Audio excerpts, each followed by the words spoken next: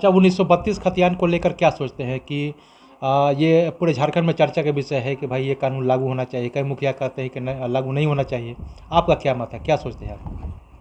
मेरा 1932 खतियान मेरा मत है कि 1900 खतियान तो लागू लागू चाहिए होना चाहिए। होना चाहिए और पूर्ण जो 1932 का खतियान लागू होना चाहिए तो पूर्ण तरीका से लागू होना पूर्ण तरीके चाहिए, से जो लागू होना चाहिए। है वो होना चाहिए। हम्म, तो 32 का खतियान के आधार से जो बोला जाता है उसमें हम्म। पूरा तरीका से होना चाहिए। आधा 1932 का खतियान, आधा कहीं कोई दूसरा, ऐसे नहीं होना चाहिए। नमस्कार, मैं हूं संजीव कुमार और आप देख रहे हैं वेब समाचार। पूरे झारखंड में पंचायत चुनाव को लेकर सरगर्मी तेज हो चुकी है। जितने भी मुखिया हैं उनके द्वारा जो भी डेवलपमेंट यानी विकास का काम किया गया है उन उपलब्धियों को गिनाने में लगे हुए हैं। आपको बता दें कि पूरे झारखंड में पंचायत चुनाव को लेकर अधिसूचना जारी हो चुकी है, यानी आदर्श आचार संहिता लागू हो चुका है।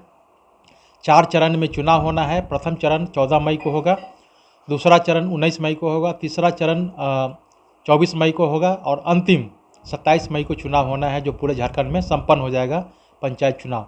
तो अभी हम आए हुए हैं गुमला जिला। गुमला जिला में सिसई प्रखंड का नाम है और पंचायत का नाम है बड़गांव नॉर्थ और यहाँ के मुखिया हैं सुनीता देवी। तो इनसे जानते हैं कि इनके द्वारा क्या कुछ डेवलपमेंट का कार्य किया गया। यानी 5 वर्षों में जनता ने इनको 5 साल का समय दिया था, प्लस कोरोना के वजह से 1-1.5 साल का मौका मिला। तो इस दौरान इनके द्वारा क्या कुछ विकास का काम किया गया। प्रधानमंत्री आवास योजना, शौचालय, राशन कार्ड, पेंशन, सड़क, नली गली, 1932 खतियान को लेकर क्या सोचते हैं। इनके कार्यकाल में कोई ऐतिहासिक काम जो पूर्व में नहीं हुआ था और कोई ऐसा काम पेंडिंग बच गया है जो अगर समय मिलता तो वो काम पूर्ण कर लेते। इसके साथ साथ आगे की क्या रणनीति है, अगर जनता इनको दोबारा मौका देती है तो इस पंचायत के विकास के लिए क्या कुछ मैनिफेस्टो यानी क्या कुछ वादा करेंगे जनता को, ताकि जनता इन पर भरोसा करे और दोबारा से मौका दे। पहले तो आपको वेब समाचार में बहुत बहुत स्वागत है। जी, मेरा नाम सुनीता कुमारी है। मैं बरगांव उत्तरी की मुखिया रह चुकी हूँ। अभी मैं फिर से मुखिया पद के लिए आज नॉमिनेशन करने जा रहे हैं।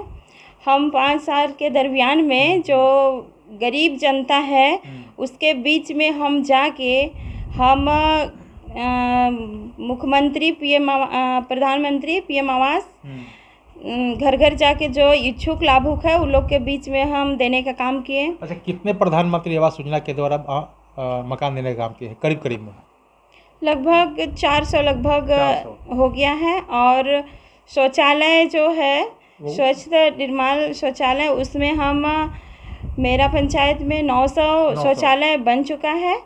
पेंशन योजना जो है, मुख्यमंत्री पेंशन योजना, अटल पेंशन योजना, स्वामी विवेकानंद योजना, जो वृद्धा विकलांग विधवा के बीच में हम घर घर जाके एक घर में जा के हम 750 लगभग बन चुका है मेरे दरमियान में पेंशन। अच्छा।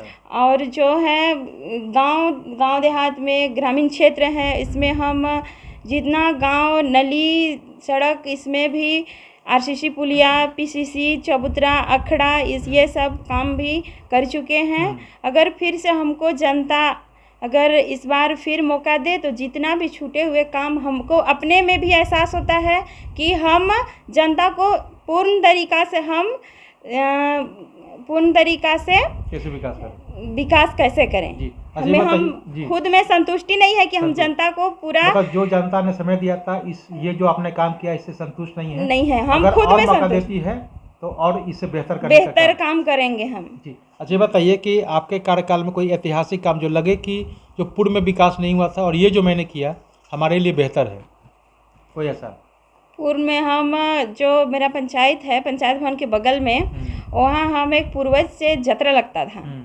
ग्रामीण क्षेत्र में होता है जतरा, वो जतरा पूरा मिट चुका था। उसको हम पुनः से धूमधाम से मनाने की, खोड़ा की जतरा लगता था, उसको हम पुनः अपने मुखिया में ही उसको शुरुआत किए और शुरुआत कर दिए। और जो है गांव में पूर्व संध्या के रूप में जो मनाते हैं कर्मा में, उसको भी हम अपने से उसको चालू कराएं। और नवयुवक लोग को खेल के माध्यम से हमारे गुमला जिला भी बहुत पीछे होते जा रही है, इसीलिए नवयुवक साथी लोग को, भाई लोग को खेल के माध्यम से आगे लाने का भी काम कर रहे हैं। और यह है कि पूर्वज लोग जो करते थे धूमधाम से नाच गान, जो संस्कृति है, उसको भी हम फिर से जागरूक करने का काम कर रहे हैं। अच्छा ये बताइए कि आपके कार्यकाल में कोई ऐसा काम पेंडिंग बच गया है जो अगर और समय मिलता तो ये काम कर लेते? जी बचा है, बहुत ऐसे गांव हैं जो कि पीसीसी है वो हम बना नहीं पाए हैं, कहीं नाली है वो बना नहीं पाए हैं। तो ये आपका अफसोस है हमें कि हम इसको कर नहीं पाए हैं। अच्छा 1932 खतियान को लेकर क्या सोचते हैं कि ये पूरे झारखंड में चर्चा का विषय है कि भाई ये कानून लागू होना चाहिए, कई मुखिया कहते हैं कि लागू नहीं होना चाहिए, आपका क्या मत है, क्या सोचते हैं आप? 1932 खतियान। मेरा मत है कि 1900 खतियान तो लागू होना चाहिए और पूर्ण जो 1932 का खतियान लागू होना चाहिए तो पूर्ण तरीका से लागू होना चाहिए, जो है वो होना चाहिए। तो 32 का खतियान के आधार से जो बोला जाता है उसमें पूरा तरीका से होना चाहिए, आधा 1932 का खतियान आधा कहीं कोई दूसरा, ऐसे नहीं होना चाहिए। मतलब जो अंतिम सर्वे है उसके हिसाब से होना चाहिए। अंतिम जो इसमें ये होगा कि जैसे सरकारी नौकरियों में जो है चाहे सी ग्रेड हो या डी ग्रेड में, तो स्थानीय लोगों को इसमें प्राथमिकता दिया जाएगा ताकि वो नौकरी कर सकें। जी, प्राथमिकता। अच्छा ये बताइए कि आपके पंचायत में सबसे बड़ी समस्या क्या है जो आप चाहकर भी वो चाहते हैं कि ये समस्या समाप्त हो जाए लेकिन वो ख़त्म नहीं होता है? कोई पेयजल की समस्या है मेरे पंचायत में। पेयजल की समस्या है। अच्छा, अब आगे ये बताइए कि अगर जनता आपको दोबारा से मौका देती है तो क्या कुछ सोचे हैं इस पंचायत के विकास के लिए? कुछ आपने सोचा होगा ना, युवाओं के लिए, महिलाओं के लिए, किसानों के लिए, कुछ रोज़गार के लिए कुछ आपने सोचा होगा? जी, अगर जनता हमको फिर से मौका दिया जाए तो मेरा जो पंचायत है उसके दक्षिण की ओर में कोयल है और उत्तर की ओर में कंस नदी है। तो मेरा सोच है कि वहाँ कुआं बन जाए और सप्लाई पानी मेरे गांव में पूरा पंचायत में सप्लाई पानी आए और ताकि हमारे माता बहने भाई बहन लोग को अच्छा तरीक़ा से सुविधा मिले। और रोज़गार के लिए क्या करेंगे? रोज़गार के लिए है कि यही हम लोग का रोज़गार जो अभी तो सरकार की ओर से चल ही रहा है रोज़गार, मनरेगा के तहत में, उसको भी हम लोग। इसके अलावा भी जैसे युवा वर्ग जो पढ़ लिख जाते हैं तो उसको कौशल विकास योजना जो चल रही है अभी महिलाओं के लिए चल रही है, सिलाई की योजना चलती है, उसमें भी हमारे यहाँ की पंचायत की कई महिला बाहर गए हुए हैं, वो लोग अभी महीना में 10,000 12,000 गरीब परिवार से कमा के ला रहे हैं, घर का रोजी रोजगार चल रहा है।